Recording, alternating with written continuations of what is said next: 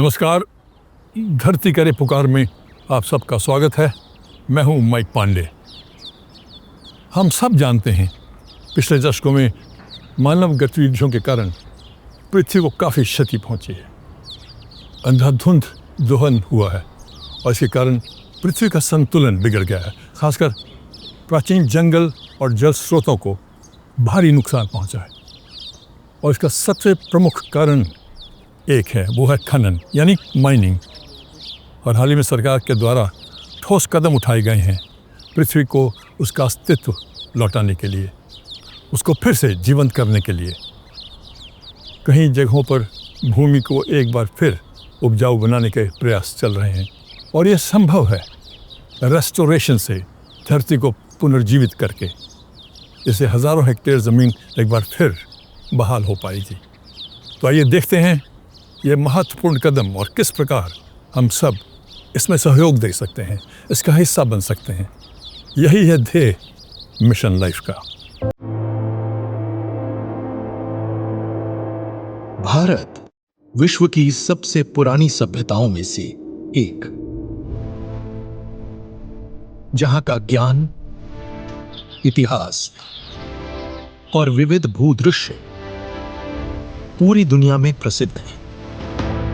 और यहीं पर दुनिया की सबसे बड़ी मानव जनसंख्या भी बसती है, लगभग 140 करोड़। सभी मानवीय गतिविधियां भूमि पर आधारित हैं, जो सबसे महत्वपूर्ण प्राकृतिक संसाधन है, जिसमें मिट्टी, पानी, पेड़ पौधे, जीव जंतु और पूरा पर्यावरण तंत्र समाहित है। पर अब हमारे उत्पादन और उपभोग के तरीके बदल गए हैं। बरसों से तांबा, कोयला, लौह अयस्क जैसे खनिजों का खनन हुआ और मानव ने इनका दोहन किया। खनन की जड़ें प्रागैतिहासिक काल तक फैली हैं और इसकी शुरुआत फ्लिंट को निकालने से हुई थी।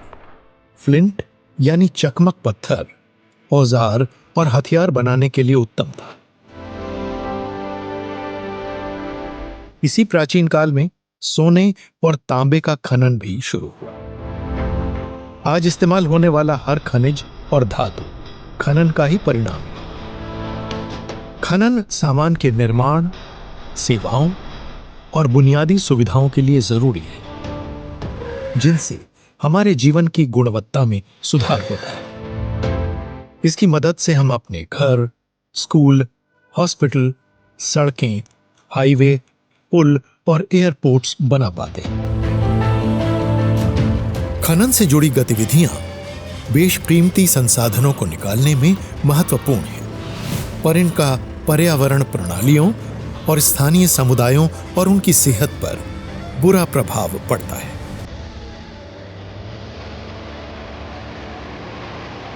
ऐसे में हमें इस बात का ध्यान रखना चाहिए कि इसके लाभों और प्रभावों का एक संतुलन बनाकर रखा जाए।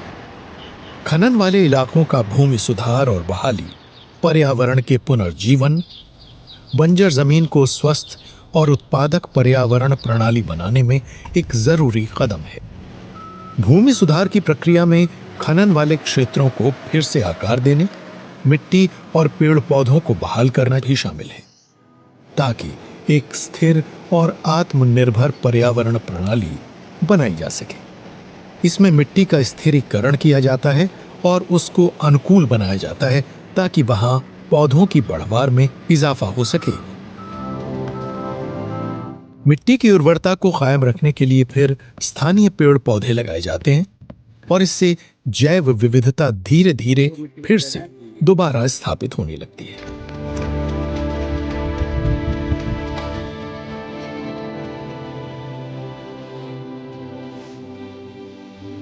इससे न केवल खनन से पर्यावरण पर पड़े बुरे प्रभाव को कम किया जा सकता है, बल्कि ये भविष्य के इस्तेमाल के लिए भूमि का पुनर्वास भी करता है। अब चाहे ये वानिकी के लिए हो, खेती के लिए या फिर मनोरंजन के उद्देश्यों हेतु। विस्तृत जैव पुनरुद्धार और वानिकीकरण के जरिए प्रयास है कि कार्बन सिंक और हरित क्षेत्र दोनों को सशक्त बनाया जाए। ऐसा ही एक उदाहरण मौजूद है छत्तीसगढ़ राज्य में सूरजपुर स्थित जिला मुख्यालय से दक्षिण पूर्व में मौजूद विश्रामपुर। यहां कभी Vishrampur open cast coal mine यानी ओसीएम हुआ करती थी। इस खदान की शुरुआत 1961 में हुई और यहां की 10 अलग अलग खदानों से कई लाख टन कोयले का उत्पादन हुआ करता था। ये देश की ऊर्जा सुरक्षा में एक बड़ी भूमिका निभाता था। इसे आधिकारिक तौर पर 2020 में बंद कर दिया गया। फिर इको टूरिज्म के लिए संयुक्त रूप से इस जगह की योजना बनाई गई। बरसों के दौरान इसे धीरे धीरे पानी से भरा गया और इससे एक खूबसूरत झील बन गई।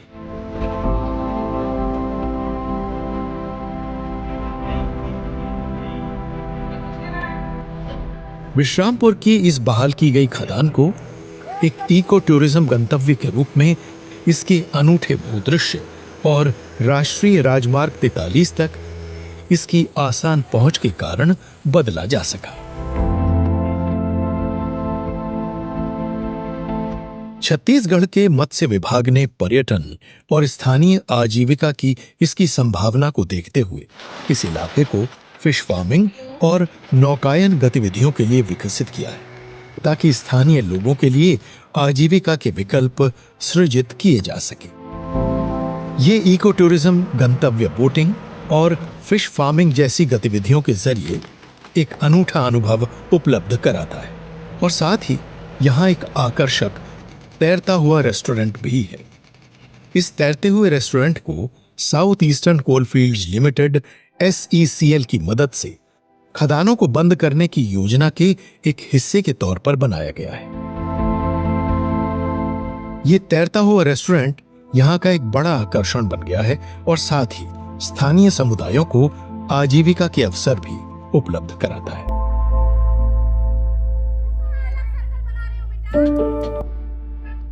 विश्रामपुर से करीब 5 किलोमीटर की दूरी पर केनापारा है, जो फिर से बहाल किया गया एक खदान स्थल है।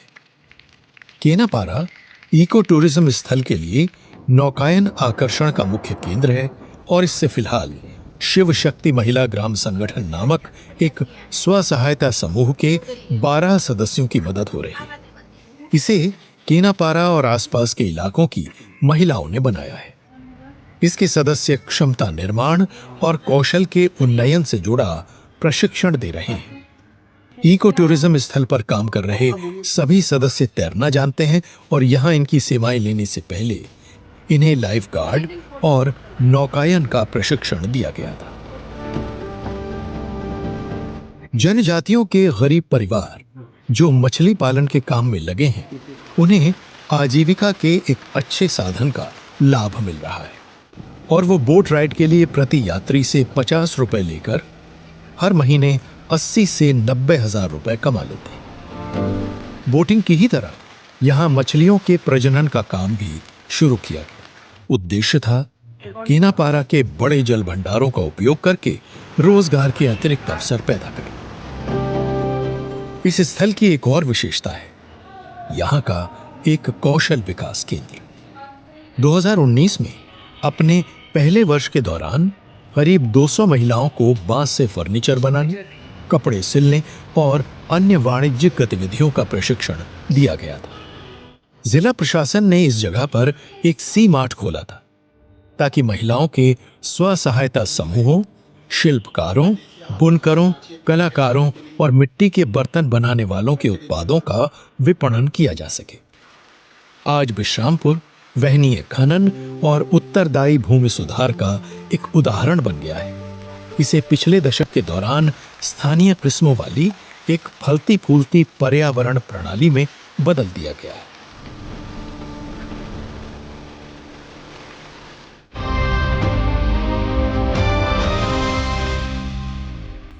खनन से प्रभावित भूमि को एक बार फिर उपजाऊ बनाना बहुत ही ज़रूरी है।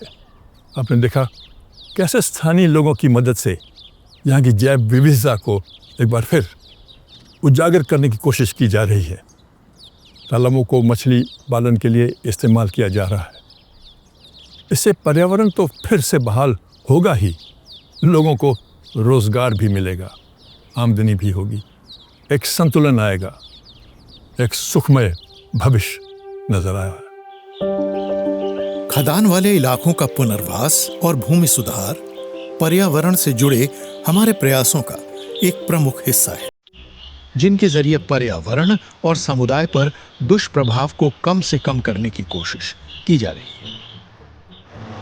सेंकेलिम खदान उत्तर गोवा में स्थित है। ये 203 हेक्टेयर क्षेत्र में फैली है और इसका संचालन करीब 40 साल तक किया था। यहां खनन का काम 1990 के दशक में बंद कर दिया गया था, क्योंकि निम्न श्रेणी के अयस्क को निकालना महंगा पड़ रहा था। यहां भू सुधार से जुड़ी गतिविधियों के 3 प्रमुख हिस्से थे। व्यापक वनीकरण, खदानों के कुछ हिस्सों को जल भंडारों में बदलना ताकि बारिश के पानी का संचय किया जा सके, और समुदाय के लाभ के लिए मौजूदा इमारतों का उपयोग।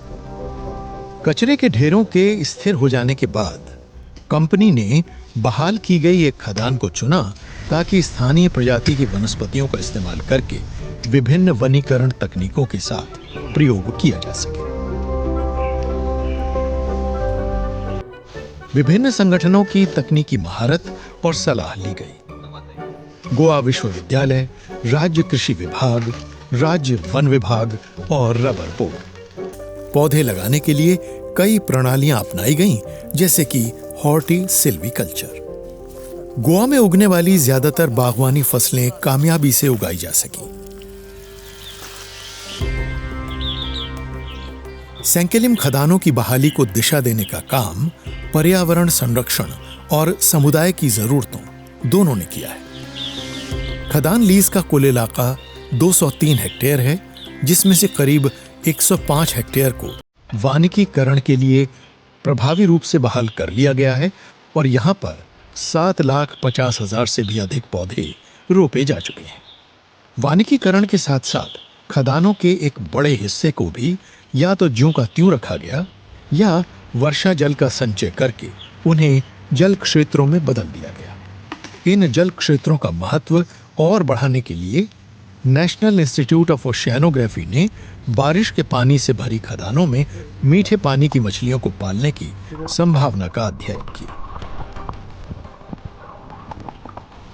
मछली पालन का काम 1990 में शुरू किया गया, जिसके परिणाम स्वरूप यहां मछली पालन कामयाबी पूर्वक किया जा सका और इस पिट में रोहू, कतला, कॉमन कार्प जैसी मीठे पानी की मछलियों का खूब उत्पादन हुआ। इस परियोजना के परिणाम स्वरूप इस क्षेत्र में पक्षियों और तितलियों की संख्या में भी खूब वृद्धि हुई।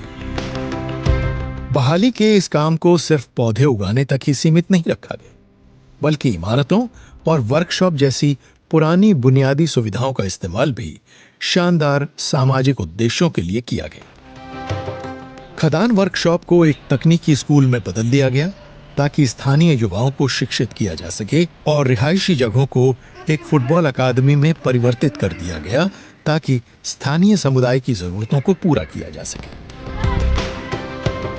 स्कूल का मुख्य उद्देश्य है तकनीकी ज्ञान विकसित करने और स्थानीय युवाओं को रोजगार वाले क्षेत्रों में प्रशिक्षण देना और उनमें तकनीकी ज्ञान को विकसित करना, ताकि उद्योगों में या स्वरोजगारों में नौकरी मिल पाने के उनके अवसरों को बढ़ाया जा सके।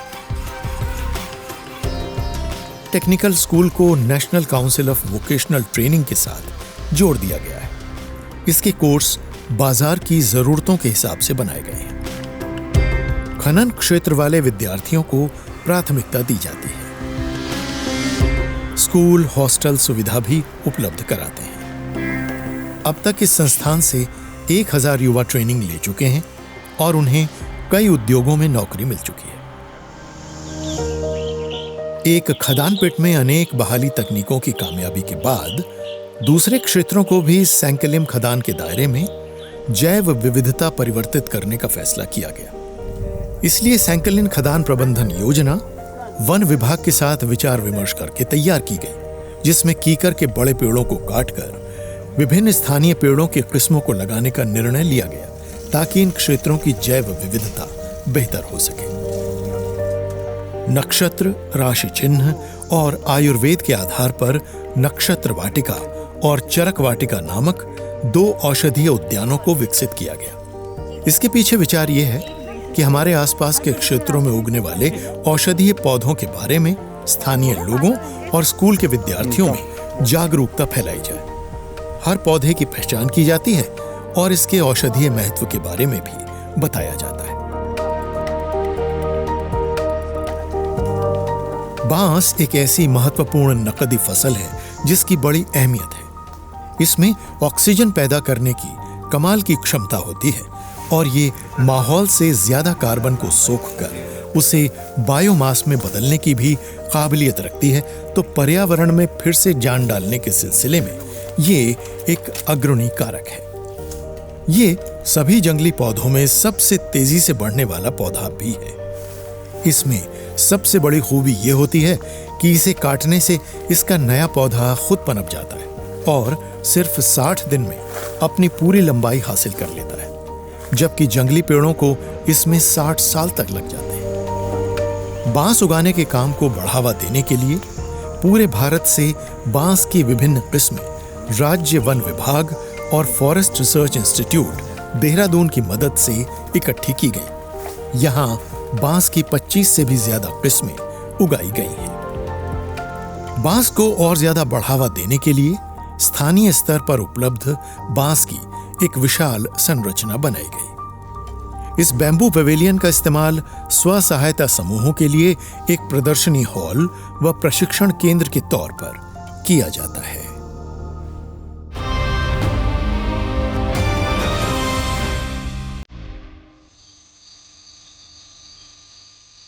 सुधार के स्तर का जायजा लेने के लिए यह बहुत जरूरी है कि नियमित तौर पर जैव विविधता सर्वेक्षण और अध्ययन किए जाएं। समय समय पर ऐसे कई अध्ययन किए भी गए हैं, जिससे ये पता चलता है कि भू सुधार का काम वैज्ञानिक तरीके से किया भी जा रहा है या नहीं।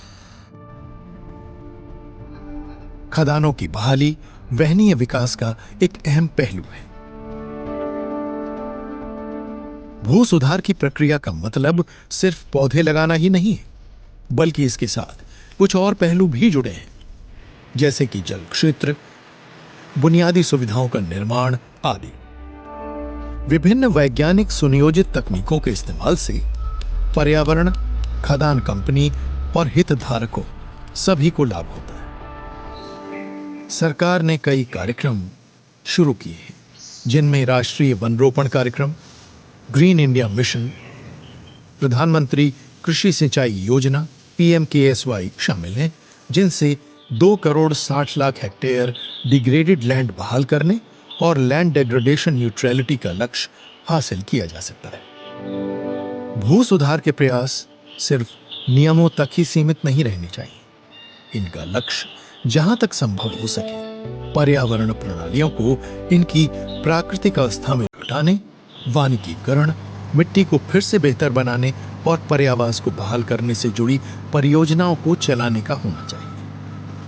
इसके लिए स्थानीय समुदायों और पर्यावरण विशेषज्ञों के साथ मिलकर काम किया जाए, ताकि हम जिस भूमि पर रहते हैं उसकी लंबी अवधि की सेहत सुनिश्चित हो सके।